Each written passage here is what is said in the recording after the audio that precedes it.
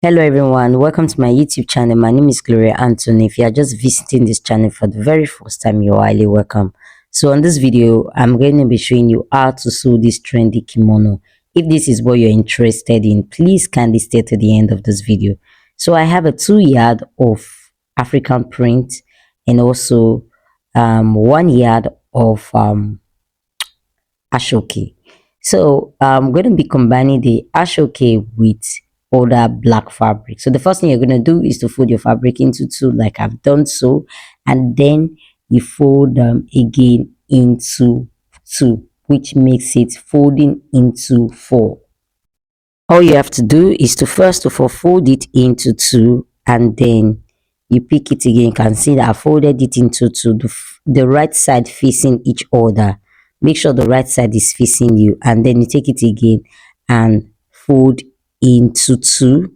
You can see the way I've done it. You take it again, this is folded into two, and then you take it again and fold into two. You can see how it is, and make sure the folded part is facing you, and then you place it on your sewing table. So the folded part is facing me. You can see the folded part is facing me. So this is one, this is two, this is three, and this is four. So this is folded into four. So sorry I had to leave the camera because I needed to be sure if this is capturing everything that I have here. Folded into two, three, and four. So after you've done that, you are going to take your desired length, but I'm going to be using the full length of this African print because the kimono I'm making for the person is long.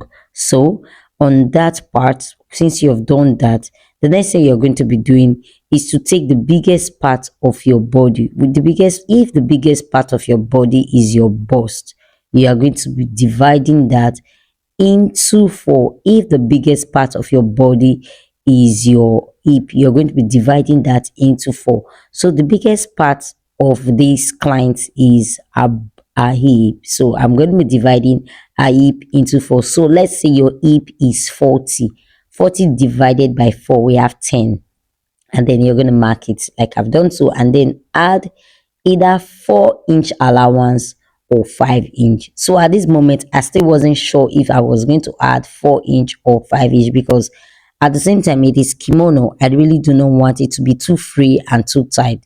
So but then finally I just had to go with a 4-inch. So it depends on your preference. You either add a 4-inch or a 5-inch after you have marked out your hip measurement. So remember, mark out your hip measurement and take either a 4-inch or a 5-inch, depends on how full you want it to look like. So I've gone ahead to take 4-inch to add to the hip allowance. So that is the hip allowance, and I added 4-inch. So I'm going to mark across. I'm going to mark on the upper part, and also I'm going to mark at the end of the fabric. So this is what you're going to do, and then take your ruler to rule from one end to the other like I am doing so. So once you're done doing that, the next thing is to cut out the excess fabric. You're going to take your scissors and cut out the excess fabric, and after doing that, the next thing for us to do is to take our neck measurement. So I'm going to be marking the front and the back measurement for this kimono. The first thing I'm going to do is to go in by 3 for both the front and the back, and then come down by 1.5. This is for the back, and then come down again on that same part by 10. You come down by 10, you go in by 3, come down by 1.5. This part I'm marking is 1.5 for the back, and this other part that I'm going to be connecting is for the front. You come down by 10. So while you're cutting, you're only going to cut the one you came down by 1.5. That is for the back, and then you're going to rule from the 10. You go in, you're going to be rolling down by 0.5 because we are going to be opening this. You will do this with the fabric. You're not going to be separating it. You're only going to separate it when you are done cutting the back. So you go in by 3, come down by 1.5, and then come down again by 10. So this part I'm cutting is the back neck measurement, which we came down by 1.5. And once you're done doing that, then you're going to open up your fabric. If you want to notch, you could notch so you would not miss it. So I'm just going to notch. This is so that when I open up my fabric, I'll be able to see the part I notched, the part I'll be using for the front. So this is me opening the fabric like I mentioned earlier. This is me opening the fabric, ensuring that all sides are equal. This is very important. Ensure that all sides are equal on the fabric so that when you are cutting off the front neckline, you would not overcut. Okay, ensure that all parts are equal. That is why it's important to notch. But if you can't notch, you could just use a pin to hold it, like I'm using a pin to hold it, so that it would not so that first of all the fabric is shaking, so it will have a balance. So I'm done doing that. So the next thing is to cut out the neck measurement. Next thing is to cut out the neck measurement. That is the neck measurement we're going to be cutting this time around is for the front. So you see, I am cutting from the down part of the fabric where I roll down. So you are going to cut straight to the part where we go in by 10 and then give it a curve as I've done so. So this is me. I have cut the front neck measurement, because when you cut the front, you're going to have two pieces for the front and then you just have one piece for the back. Do not open the shoulder measurement. You can work with this kimono this way. So I'm just trying to straighten what I have cut, ensuring that it is equal on both sides. So this is what we have after cutting. So the next thing I'm going to, okay, let me just show you how it looks. So you can see we have three pieces. We have one for the front and two pieces for the back. We have one piece for the back and two pieces for the front. So the next thing we're going to be doing is to start attaching our black fabric. I'm going to be attaching the black fabric at the end of the fabric. That's at the end of the fabric. That's where I'm going to be attaching the black fabric. At this part is where I'm going to be attaching the black fabric for both the front and the back. So I'm going to place the Asoke the right side facing each other. So the Asoke has both the front and the back are the same. So I'm just going to place it this way and then sew from one end to the other, and I will repeat the same thing for the front and I will show you how it looks. Thank you. So I'm done attaching the Asoke on the kimono.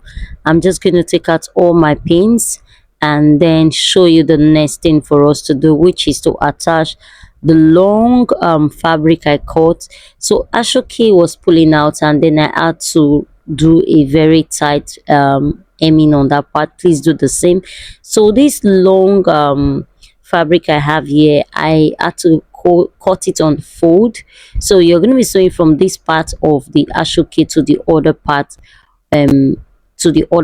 on both sides of the kimono. So just take out all your pins like I'm doing so, and then get your fabric. So this fabric was cut on fold, and the length was very long. It was over 100. So just cut a long one, and it was folded by 10. So I folded it, so when you fold it you're going to have 5, and then you start sewing from one end of the kimono to the other. And once I'm done, I'm going to show you how it looks. So I'm done, and this is what we have. So we have this. Please, when you're sewing, please make sure you weave. So I've sewn it on all the sides for the kimono, and I'm just going to open it and show you guys how it looks. And the next step for us is to start covering the front with our collar. I call it collar, some people call it a long strap. So you just cut a very long fabric. For me, what I have here, the height is 2.5, so I would use 0.5 to sew. And after sewing, I have two. So you fold your fabric into two and then you measure 2.5. So when you open it, it's going to be 5. So you sew from one end just the way we did for the other fabric. So you sew from one end. So I had to just close that part with my hand. If you don't want to, you could just leave it and weave it. So I'm going to sew from one end to the other, and once I'm done, I'm going to show you how it looks. So this is what I have, and we are getting to the interesting part of the kimono. I have done attaching it from one end to the other. So at this point, if you're yet to subscribe to my YouTube channel, please do well to subscribe, and also hit on the notification bell so you can get notified once I upload any sewing tutorial. So once you're done sewing, make sure you take out all your threads and weave all the part that needs to be weaved, and so you would just have a very neat work, especially for those who are doing a mass production for ready to wear. So you're just going to align your fabric equally on your cutting table, and you start taking your measurements, which is you take come down by 12. This is for you to have room for you to be able to move your arm, and then on the end of the kimono you're either going to go over by 5 or 4, but this is not compulsory. You could just sew to the end of the kimono. This is just my preference, it's just what I want to do. So you make sure those parts are facing each other. That is the part where you had the part where you had to sew. I don't know how to explain that part. Just make sure it's facing each other, because you are doing a top stitch. It's more like a top stitch. So the part you weave, make sure it's facing each other. You use a pin to hold it and just do a top stitch. This is the best way I like to do it, but then it doesn't have to face each other. You could just sew on the, you could just do a top stitch from the part where you came down by 12 to the end of the kimono. So I'm going to be sewing this, and then I'll show you guys how it looks. So guys, I'm done, and this is what we have. So once you're done sewing, make sure you take out all your thread and weave the part that needs to be weaved, and give it a good press.